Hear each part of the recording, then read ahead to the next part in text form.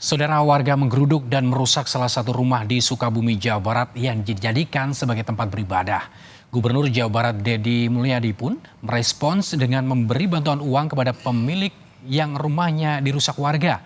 Polisi juga memasang garis polisi guna penyelidikan lebih lanjut.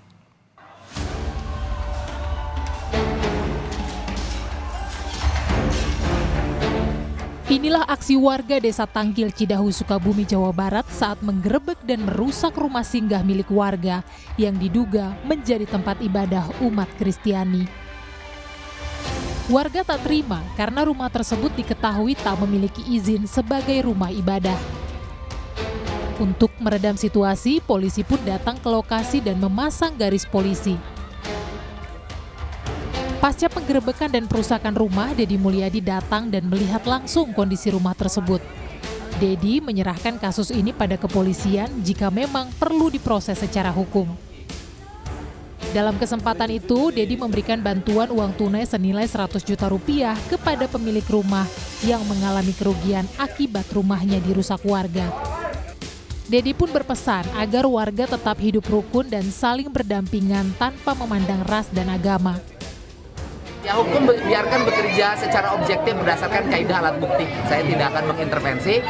Urusan hukum saya serahkan sepenuhnya prosesnya kepada aparat penegakan hukum. 100 juta itu dari pribadi atau dari uang negara, Pak? Pribadi saya. Dari pribadi gubernur berarti ya 100 juta. Oke. Terima kasih.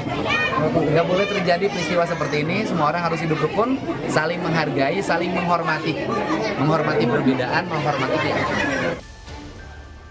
Polres Sukabumi pun menggelar pertemuan bersama Forkopimda, Forum Kerukunan Umat Beragama, dan MUI untuk bermediasi. Polisi menyebut telah meminta pemilik rumah untuk menghentikan kegiatan peribadatan sementara waktu agar situasi tetap kondusif. Kapolres Sukabumi AKBP Samian bilang polisi telah memeriksa 9 saksi atas kasus penggerebekan dan perusakan rumah untuk penyelidikan lebih lanjut.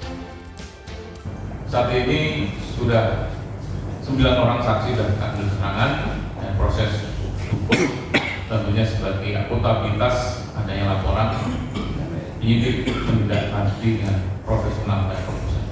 Kemudian langkah kita tentunya mengkomunikasikan kembali untuk masyarakat tenang untuk kegiatan peribadatan yang memang tidak ada izin.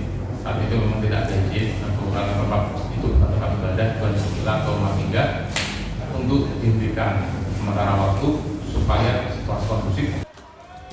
Rumah yang dirusak warga diketahui digunakan sebagai tempat retret atau pembinaan kerohanian oleh remaja dan pemuda Kristiani dari luar daerah Sukabumi. Kasus ini kini telah diselesaikan secara kekeluargaan, sementara proses hukumnya ditangani oleh Polres Sukabumi. Tim Liputan Kompas TV.